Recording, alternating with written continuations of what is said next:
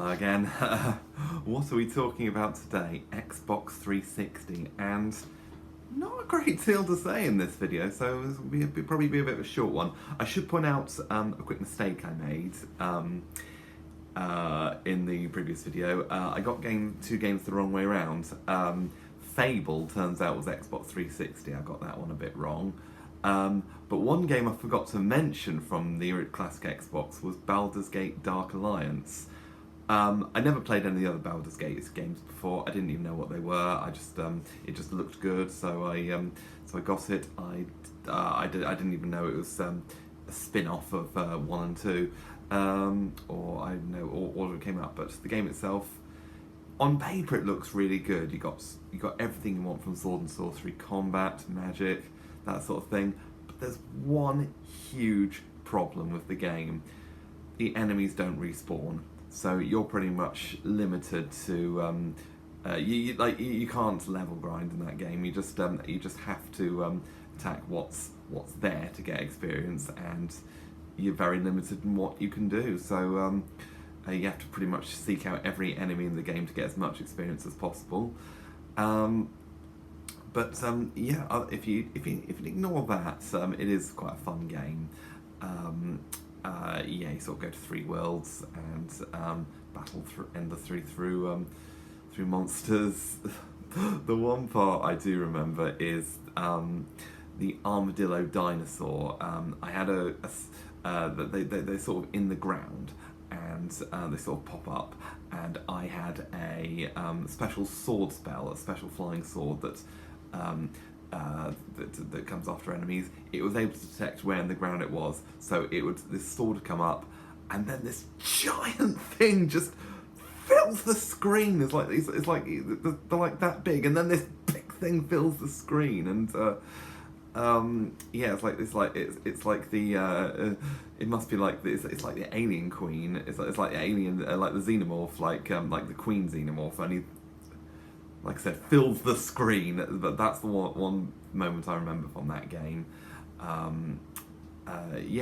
So moving on to the actual Xbox 360. What did I play on that?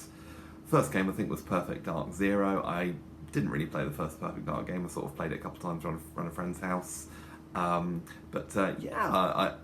was a defining game for me, Perfect Dark Zero, because I was never really into first-person shooters previously. However, this introduced one thing: the cover mechanic. And seriously, this is why I don't like Call of Duty. It doesn't have a cover mechanic.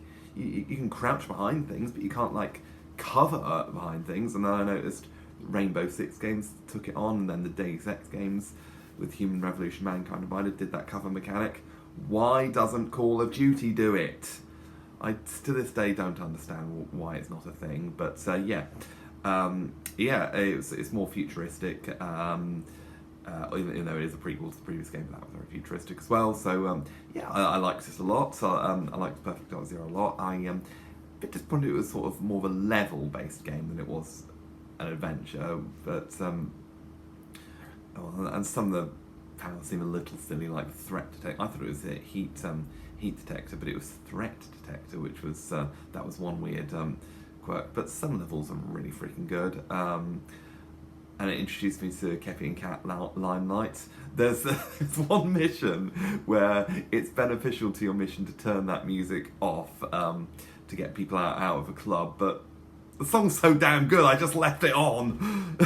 They messed up the game. They made that song too good. So that for me was the biggest screw up of the game, making that song in the club just too good to turn off. So that was but it has some really cool gadgets. Did not understand the bad reviews at all, but then again, I didn't play Perfect Dark Zero. I didn't play the original Perfect Dark, so I don't know why, but I liked it a lot. What else did I play? Project Gotham Racing 3, more of the same. Although that had a track editor, and it had some different cities. So I sort of learnt London based on like what London actually looked like based on that game, which was not the first time I've done that with a game. I think Driver, I did that a bit, and that that didn't work very well. I'm just looking off my phone. What else was there? There was Forza Motorsport 2, more of the same. Still pretty good though. And what else was there? There was. I'm not reading off my phone. There was Football Manager 2006. I think I talked about that in the other video, but yeah, that was good. That had an updated database, so Saints you could buy. You couldn't even buy. They were just there in your squad, Raziek and Peter Madsen. So yeah, that was just Football Manager on the console. And I believe there was one more game to talk about, Toca Race Driver 2. I think that was the second game I bought early. Oh no, there's another one. In fact, it actually was the first game I got. But yeah, Toca Race Driver 2. Yeah, that was this time you weren't playing as Ryan. I hate you, McCain. You were actually playing as your own character with no dialogue. Not like Elantra, like it's all first person perspective. Yeah, that game was really good. Had really put an emphasis on the V8 supercars. That was always great fun. Yeah, and you even got to do some single seater in that as well. Yeah, that was the last challenge against Stellan in the story mode. Yeah, going for a proper Formula 1 car, and my goodness, that's what I liked about that game. You could see the difference between Formula 1 and touring cars, like braking ability, that sort of thing, speed obviously, but yeah, and braking, cornering, that you had something to compare, and that's what I loved so much about that game. Now, I did lie, there was another game I got first, and I'll talk a little bit about that first, but when I got the game, when I got the console, do you remember that you had to get the memory separately?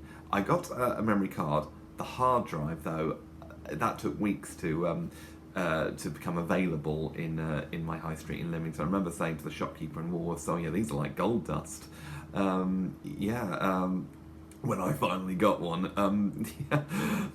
So yeah, and what was it? I went down to my local control zone in Leamington, and yeah, and we were talking about the first game I actually got, Full Auto. I think that actually came with the Xbox. I think that was a free Full Auto, and that was not quite Burnout Paradise. It was you just attached your cars.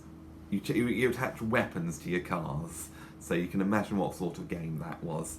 And my friends did point out at the time, they were laughing, oh, the graphics aren't exactly great, oh, they've such an advanced console, but it made up for it by the fact you could just destroy anything around you. So that was a great fun game, that, yeah, and I don't really need to say much, it's sort of like a wreckfest with weapons, really. And I think that'll about do it for the Xbox 360.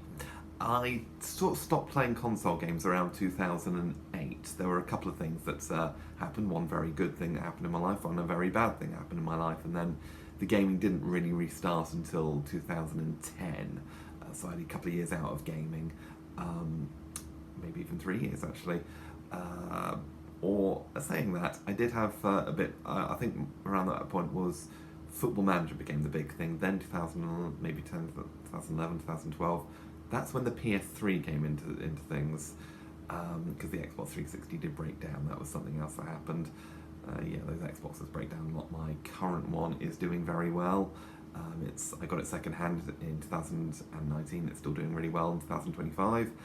Well, not really well, but there's some problems. But anyway, yeah, next time I'll talk. I believe I'll talk about the PS3 next time. So thank you very much for watching, and yeah, look out for the PS3 video soon.